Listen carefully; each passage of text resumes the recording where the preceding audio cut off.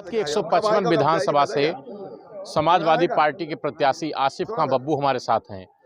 2007 से 2012 तक वो विधायक रहे और 2012 और 2017 में वो कम वोटों से चुनाव हार गए। फिर एक बार मैदान में समाजवादी पार्टी ने प्रत्याशी बनाया है। किन मुद्दों के साथ चुनाव में जा रहे हैं सर? देखिए, चुनाव में मुश्किल से 5 दिन बचे हैं। अब आज 19 तारीख हो गई, 23 तारीख को वोट पड़ेंगे। और ये जाती हुई सरकार है भाजपा, ये 5 साल में मुद्दे ही छोड़ के गई है।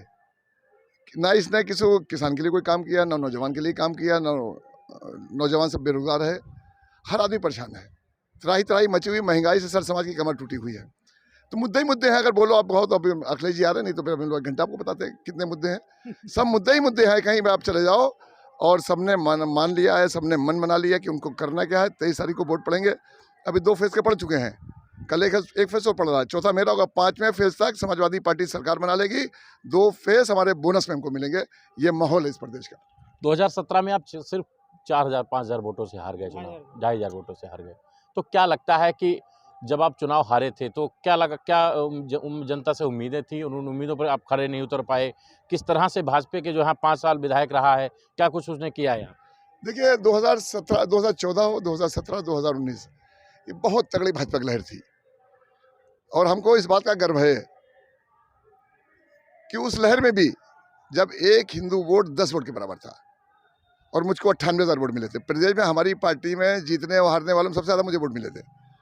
हम 4,000 वोट से चुनाव हारे थे। हार जीत तो एक सिक्के 2 पहलू होते हैं। हमें ना तो कोई हार का बहुत अफसोस होता है, ना जीत की बहुत बड़ी खुशी होती है।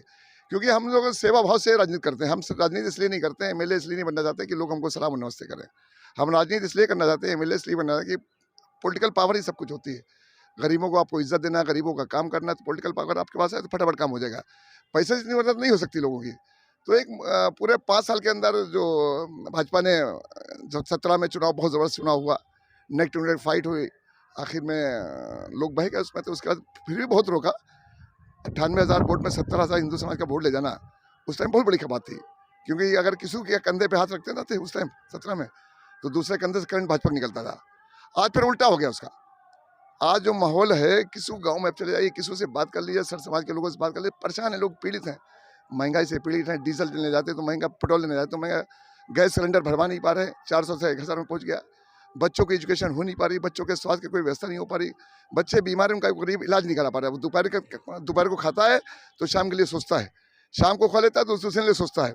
पूरे लोगों में तरह तरह मची हुई है। और दूसरे ऊपर से ये जो आवारा जानवर हैं इस सरकार ने छोड़ रखे हैं गरीबों को निपटाने के लिए, वो उसका मैटर बहुत बड़ा। हर चीज़ का मैटर 5 साल के अंदर ए से लेकर जेड तक ये बता नहीं सकते। विकास के मामले में फेल, स्वास्थ्य के मामले फेल, और सर समाज के सम्मान के मामले में फेल, एजुकेशन के मामले में फेल, हेल्थ के मामले में फेल। किसी भी मामले में ये खड़े नहीं उतर सकते हैं। विकास अगर आपको देखना है तो अम्बेडकर गाँव बना करते थे, आदरणीय अखिलेश जी के टाइम पर लोहिया गाँव बना करते थे, जनरल श्रमिक गाँव बना करते थे। और ये कहते हैं हमने गाँव का विकास किया। अगर गाँव का विकास किया होता तो ये 5 साल में भाजपा के लोग नहीं बता सकते हैं कि इनके किसी महापुरुष के नाम से गांव का विकास हुआ हो। तो विकास के नाम पे 0 हो गए। जहां तक नौकरियों के नाम पे है, 5 साल के अंदर किसी भी नौजवान को इन्होंने नौकरी नहीं दी। आप गाँव में चले जाइए, मोहल्लों में चले जाइए, शहरों में चले जाइए, नौजवान मारा घूम रहा है। और अब नौजवान जाग गया है। सर समाज के साथ जो दुनिया की सबसे बड़ी नौजवानों की आबादी हिंदुस्तान के अंदर है, वो जाग गया है। अभी आपने देखा होगा 2-3 महीने पहले नौजवान रोड पर निकल आया, चाहे वो अयोध्या हो, चाहे बनारस हो, चाहे पश्चिम हो। वो उसने कहा कि हमको मंदिर मस्जिद नहीं चाहिए, हमको रोजगार चाहिए। उसमें ये सरकार फेल है। आज जो अखिलेश जी के साथ आप देख रहे हो जन समर्थन, ये तूफान है, आंधी है। नौजवान जान देने तैयार है। वो अखिलेश जी का नाम सुन ले, छत कूद जाए, दीवार कूद जाए, खाली वो देखना चाहता है। और क्योंकि वैसे काम अखिलेश जी ने किए हैं 5 सालों में। अखिलेश जी का जो विजन था उसको धरती पे लाए थे। उनकी सोच किसान के लिए थी, क्योंकि इस देश की 80% आबादी गाँव में रहती है और देश की खुशहाली का रास्ता गाँव से जाता है। पर गांव के विकास के लिए सरकार ने कुछ नहीं किया। किसान तो इतना परेशान है, बड़ी मुश्किल से उसका धान पैदा होता है, बड़ी मुश्किल उसका गेहूं पैदा, जब मार्केट में लेके जाता है तो औने पोने में बेच के चलाता है। उसके वहाँ कोई जिम्मेदारी नहीं है सरकार की कि जो सरकारी रेट है उसको खरीद लिया जाए, सरकारी रेट उसको दिला दिया जाए। सारी चीज़ों का यही हाल। जब खाद लेने जाता है तो लाठियाँ खाता है, खाद लेके आता है तो ब्लैक में लाता है, ब्लैक में खोल के देखता है तो 5 किलो बोरी कम निकलती है। तो इस सरकार ने ये वोट तो लेती है, सर समाज के लोगों का, गरीबों का वोट लेती है, किसान का लेती है, मजदूर का लेती है, नौजवान का लेती है। मगर ये भारतीय जनता पार्टी धन्ना सेठों का काम किया करती है। इस पूरे चाहे प्रदेश हो चाहे देश हो, धन्ना सेठों की पार्टी है, गरीबों की पार्टी है नहीं। इसलिए गरीब इस बार जाग गया है। उसने मन बना लिया कि हमको करना क्या है। उसको मालूम कि आदित्य अखिलेश जी उत्तर प्रदेश के मुख्यमंत्री होने जा रहे हैं। अब इस हवा को ना कोई रोक पाएगा, ना वोटों को रोक पाएगा और ना उनको मुख्यमंत्री बनने से रोक पाएगा। एक नया इतिहास आदित्य अखिलेश जी रचने जा रहे हैं। आसिफ खां बब्बू मुस्लिम समाज से आते हैं, लेकिन सर्व समाज की आप बात करते हैं, तो आपके साथ जो मैंने जनता से बात की तो ये देखने को मिला कि हिंदू समाज भी आपके साथ बड़े लोग जुड़े हुए हैं, बड़े तादाद में लोग जुड़े हुए हैं। हम इंसानियत की बात करते हैं। हम हिंदू मुसलमान की आज तक बात ही नहीं करी। सेवा करना ही सबसे बड़ा धर्म है। इंसानियत को सलाम करना ही सबसे बड़ा जो धर्म है ना, वो इंसानियत को इंसान बनाना सिखाता है। आप इंसान बन के काम करिए तो आपको सब इंसान नजर आएंगे। और क्योंकि भारतीय जनता पार्टी के पास कोई मुद्दा तो है नहीं, ना वो ये बता सकते हैं हमने किसान की आय को दुगना कर दिया, ये नहीं बता सकते हमने 10 लाख नौजवानों को नौकरी दे दी। जब नौकरी की बात करोगे, स्वास्थ्य की बात करोगे, किसानों की आय दुगनी करने की बात करोगे, तो वो प्लेटफॉर्म दूसरा बदल देते हैं। अब वो प्लेटफॉर्म लोगों को पसंद नहीं है। बहुत हो गया, 8 साल हो गई है। काट की हंडी बार बार नहीं चलती, 14 में चढ़ी, 17 में चढ़ी, 19 में चढ़ी। तो हिंदू मुसलमान कोई इसे देश इतना खूबसूरत देश है कि इसके जितनी तारीफ करी जाए, दुनिया में हमारे हिंदुस्तान से बढ़िया न कोई देश है। सर्व धर्म के मानने वाले लोग यहाँ रहते हैं, चाहे सिख हो, ईसाई हो, मुस्लिम हो, बौद्ध है, मुसलमान हो, सब मिलजुल के रहते हैं। जब जब देश पे विपदा आती सब एक साथ खड़े रहते हैं। और यही देश की हमारी खूबसूरती है। ये ऊपर वाले ने अपने हाथ से इस देश को बनाया है। तो ये एक गुलदस्ता है। इस गुलदस्ते का अगर एक भी फूल टूट जाए तो गुलदस्ता खराब हो जाता है। भाजपा इस गुलदस्ते को तोड़ना चाहती है। लोग जागरूक हैं, पढ़े लिखे लोग हैं, वो समझते हैं। ये व्हाट्सएप के आज जो चुनाव चल रहा है आज उत्तर प्रदेश के अंदर या जिन विधानसभाओं में भारतीय जनता पार्टी के पैरों की जमीन निकल गई है। वो खाली चुनाव व्हाट्सएप और सोशल मीडिया पर लड़ रहे हैं। धरातल में जीरो हो चुके हैं। धरातल का वोट जब पड़ेगा तो उनको अपनी हैसियत मालूम हो जाएगी कि वो खड़े कहाँ पे हैं। यहाँ की जो मौजूदा विधायक हैं रजनी तिवारी, उनका एक वीडियो वायरल हुआ, भावुक हो गई थी वो, भावुक होकर के लोगों से वोट की अपील कर रही थी, तो उस पर क्या कुछ कहना चाहिए? विधायिका है, महिला है, मैं उसके बारे में कोई कमेंट नहीं कर, नो कमेंट। क्या लगता है कि 25 वर्ष से नगर पालिका में भी आपकी सरकार है, आने वाले समय में अगर आप विधायक बनते हैं तो क्या कुछ अभी यहाँ पर नहीं हो पाया जो उसको पूरा करें? देखिए मेरी बात सुन लीजिए, ये बराबर की यहाँ पे आबादी है और मैं 25 साल कंटिन्यू, 20 साल में था, इस बार मेरी मिसेस है। अगर लोगों का दिल नहीं जीता होता, अगर हमने भाजपा की तरह हिंदू मुसलमान किया होता तो एक बार तो जीत जाते, दूसरी बार पटखनी लग जाती है। आप यहाँ किसी भी हिंदू समाज से बात करो ना, मेरे को गाली वक्त नहीं मिलेगा। जिन दिन हिंदू मोहल्ले के अंदर अगर हमें एक बार 200 मिलते हैं तो अगली बार 300 मिलते हैं, 300 मिलते तो अगली बार 500 मिलते हैं। इसके मतलब कि वो जहाँ चाहते कि चरमा साहब सड़क बने वहाँ सड़क बनती है। वो चाहते कि चरमा साहब यहाँ बैठो वहाँ बैठते हैं।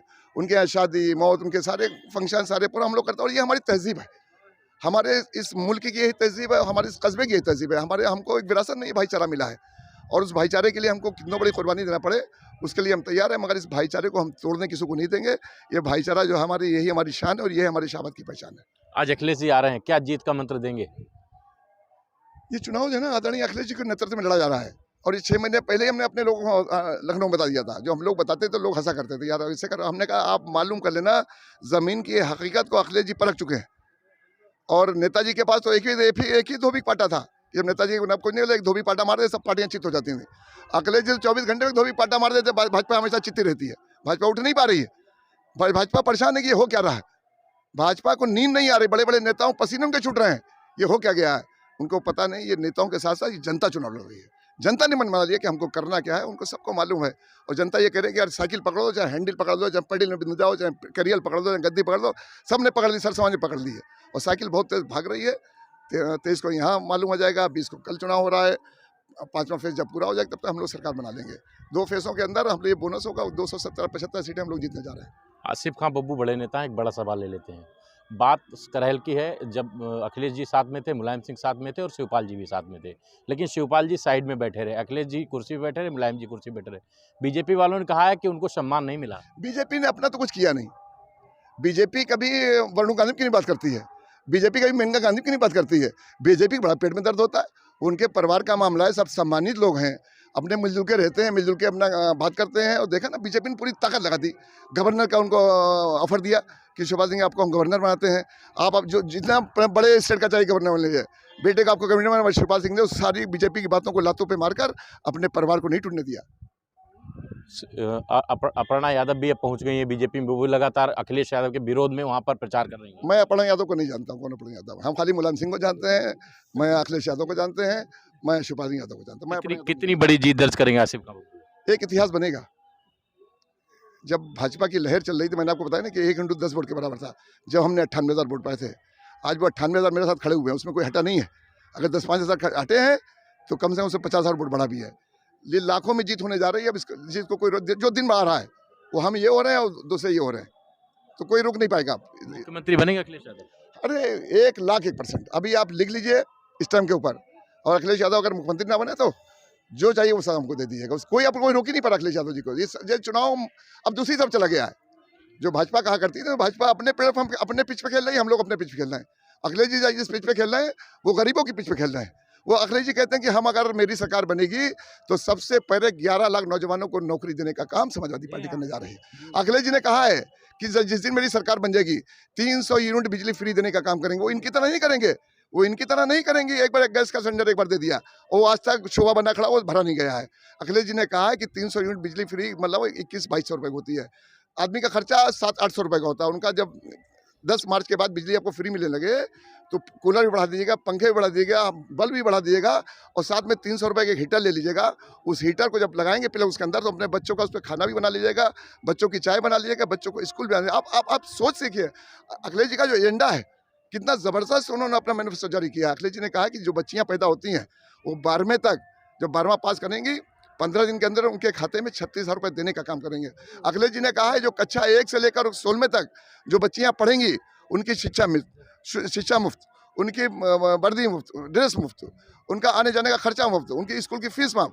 कौन कर सकता है इस धरती को? और वही कर सकता है जो गरीब का लाल हो, जो गरीब के लिए सोचता हो, जो गरीब की बात करता हो और जो सर समाज का सम्मान देने का काम कर। जो अखिलेश जी का वजन है मेरी नज़र में इस उम्र के बाद हम हिंदुस्तान में इतना बड़ा ना कोई विजन देखते हैं, ना इतना बड़ा किसी का लेजर देखते हैं, ना इतनी बड़ी कोई सोच देखते हैं। क्या आप उस आदमी का आप देखिए, व्यवहार देखिए उस आदमी का। कभी गुस्से में आपने देखा है? सब लोग बिनते हैं, सब लोग घेरते हैं, मगर अखिलेश जी हंसी हंसी में अपने सबको अपने टाल के अपनी बात कर लेते हैं। इसलिए मैं सबसे कहना चाहता हूँ जो अखिलेश जी का एजेंडा उसको एक बार पढ़ लिया जाए। यही नहीं, डीएपी और किसान जब डाले डीएपी के लिए लाठी खाता, यूरिया लाठी खाता। अखिलेश जी ने कहा कि सरकार बनने के बाद छोटे किसानों को डीएपी और यूरिया फ्री देने का काम करेंगे। और यहीं तक नहीं रुके, 60 साल के ऊपर की जो पेंशन समाजवादी पेंशन आया करती थी, गरीबों को पेंशन मिला करती थी, भारतीय जनता पार्टी ने उस पेंशन को रोक दिया। भारतीय जनता पिछड़ों का जो वजीफा है बच्चों को आया करता उसको रोक दिया। भारतीय जनता पार्टी ने जो शादी अनुदान आया करता था, फाइलें ऊपर तक भरी खड़ी हैं, उसको रोक दिया। अखिलेश जी ने कहा कि जैसे ही जिन सरकार बन जाएगी, सरकार बनने के बाद पहले हमने 55 लाख लोगों को, बुजुर्गों को समाजवादी पेंशन दी थी, अब हम 1 करोड़ को देंगे और 18,000 रुपये साल मतलब 1,500 रुपये महीना देने का काम करेंगे। ये कौन सोच सकता है? ये कौन कर सकता है? जिसको गरीबों का दर्द मालूम है और जिनका अधिकारियों को दर्द मालूम हो, जिनको मीडिया का दर्द मालूम हो, जिनको धन्ना सेठों की बात करते हैं, वो धरातल पे बात काम नहीं कर सकते हैं, गरीबों की बात नहीं कर सकते हैं। अगर किया हो तो 5 साल में बता दें कि कितने लोगों को नौजवान नौकरी दे दी। और छोड़िए, अखिलेश जी ने 1,69,000 शिक्षा मित्रों को भर्ती करी थी। इन्होंने क्या किया? नौकरी देने के बजाय नौकरी छीन ली।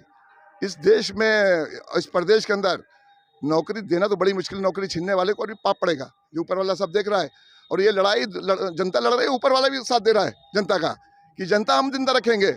इस सरकार को सबक सिखाने का काम करें। जो नौजवान मारा घूम रहा है, जो उस टाइम 30 साल का था, 35 साल का, उसको नौकरी नहीं मिली, नौकरी नहीं मिले, उसका ब्याह कहाँ से होगा?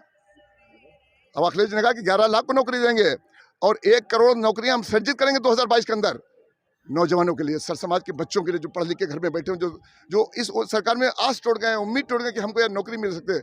उनके माँ बाप की हसरतें टूट गई हैं कि हमारे बेटों को नौकरी मिल जाएगी। अखिलेश जी ने वादा किया है कि हम हर नौजवान को हाथ में रोजगार देंगे, हर नौजवान को नौकरी देने की कोशिश करेंगे और किसान की आय दुगनी करने का काम करेंगे। आप देखिए 10 तारीख के बाद कैसे गरीबों की ट्रेन पटरी में ट्रेन चलती है, ये पूरा प्रदेश देखेगा। और आने वाले समय में अब अखिलेश जी का है, समाजवादी पार्टी का, अब इसमें भारतीय जनता पार्टी कितना माथापच्ची कर ले।